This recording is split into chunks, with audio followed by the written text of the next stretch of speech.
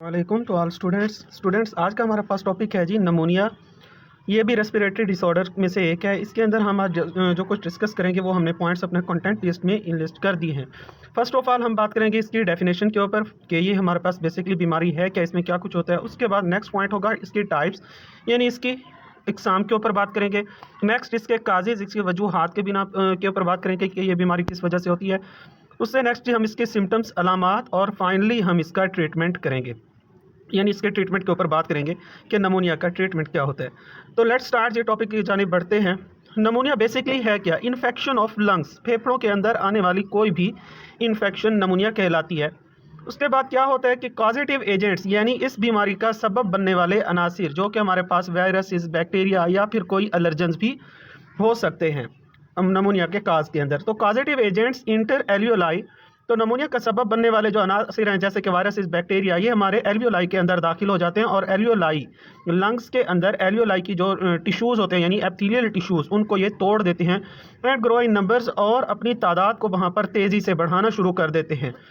तो जब इनकी तादाद तेज़ी से बढ़ना शुरू हो जाती है और एल्वियोलाई के टिश्यूज़ टूट जाते हैं, तो वहाँ पर जो एरिया होता है हमारे पास, यानी लंग्स का एरिया, वो फ्लूइड के साथ भर जाता है एंड पस, और पस बेसिकली पीप को कहा जाता है, लेकिन यहाँ पर हम पस के मानी जो है वो बलगम के लेंगे, जो छाती के अंदर जमा हो जाता है। तो हमारे वो कहते हैं कि लंग्स के अंदर जो है एल्वियोलाई के बस्ट हो जाने की वजह से फ्लूइड यानी लिक्विड मादा और बलगम वगैरह जो है वो जमा हो जाता है। इस वजह से ये नमोनिया के अंदर ये कुछ होता है जी। उसके बाद नेक्स्ट हमारा पॉइंट है जी इसकी टाइप्स का।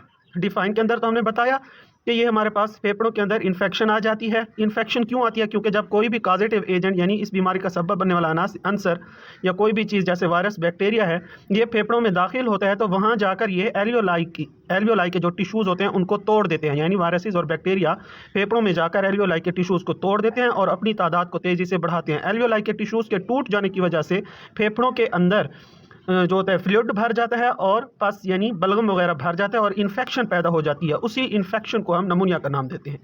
नेक्स्ट पॉइंट है जी इसके टाइप्स। नमोनिया की दो टाइप्स होती हैं, सिंगल नमोनिया और डबल नमोनिया। नाम से भी जाहिर है सिंगल नमोनिया, अगर इन्फेक्शन एक लंग में है, यानी वायरस, बैक्टीरिया वगैरह ने एक लंग्स को, एक फेफड़े को मुतासिर किया इस इन्फेक्शन ने, तो हमारे पास ये सिंगल नमोनिया कहलाएगी। Infection in single lungs only.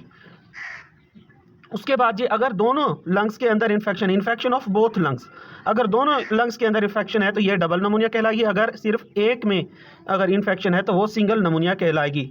उससे नेक्स्ट पॉइंट है जी हमारा काजेज का, कि नमोनिया के काजेज कौन से होते हैं। जैसे कि हम पीछे वैसे बेसिकली डिफाइन के अंदर भी पॉजिटिव एजेंट के ऊपर बात कर रहे हैं कि नमोनिया का काज जी बैक्टीरियम होता है, स्ट्रेप्टोकोकस नमोनिया उसका नाम है जी, स्ट्रेप्टोकोकस नमोनिया बैक्टीरियम। और उसके बाद वायरल एंड फंगल इन्फेक्शन, यानी वायरसेस और फंजाई वगैरह से होने वाली इन्फेक्शंस भी इसका सबब बन सकती हैं।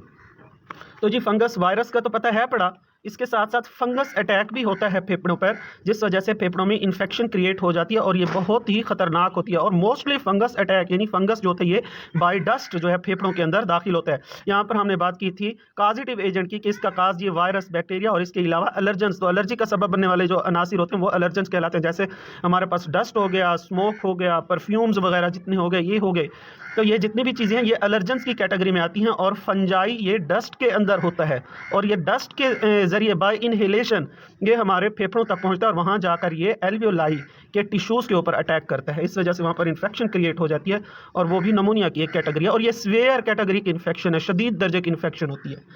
उसके बाद ये नेक्स्ट है हमारे पास इसके सिम्टम्स। नमोनिया के सिम्टम्स क्या होते हैं? सब फर्स्ट ऑफ ऑल सर्दी के साथ बुखार, यानी बुखार और साथ सर्दी लगना, कोल्ड विद हाई फीवर, बुखार के साथ सख्त सर्दी लगना, शाइवरिंग जिस्म के अंदर कपकपाहट सी होना, कफ विद स्पेक्टम प्रोडक्शन, खांसी, बलगम भरी खांसी, यानी खांसी आना और खांसी के साथ बलगम के टुकड़ों का निकलना, सॉलिड फॉर्म में छोटे छोटे टुकड़े निकलते हैं बलगम के मुंह से खांसी जब आए तो ये भी नमोनिया की एक जी इसकी सिम्टम है, अलामत है।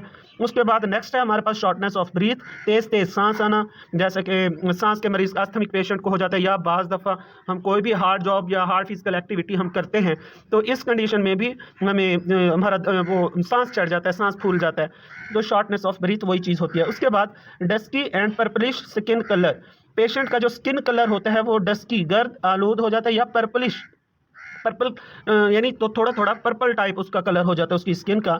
उसके बाद पुअर ऑक्सीजनेशन ऑफ ब्लड, यानी ऑक्सीजनेशन ऑफ ब्लड, खून की मुकम्मल तौर पर ऑक्सीजनेशन भी नहीं होती, ब्लड के अंदर ऑक्सीजन की कमी हो जाती है। तो ये तो जी थे नमूनिया की अलामात। इसके अलावा और भी बहुत सारी हैं, ये चंद एक थी मोस्टली अकरिंग यानी मोस्ट कॉमनली जो एक पेशेंट के अंदर पाई जाती हैं, उनको हमने यहाँ पर डिस्कस किया है। अब नेक्स्ट हमारा फाइनल पॉइंट रह गया इसका ट्रीटमेंट। तो हम जी इसके ट्रीटमेंट की जानिब बढ़ते हैं कि नमूनिया का ट्रीटमेंट क्या होता है।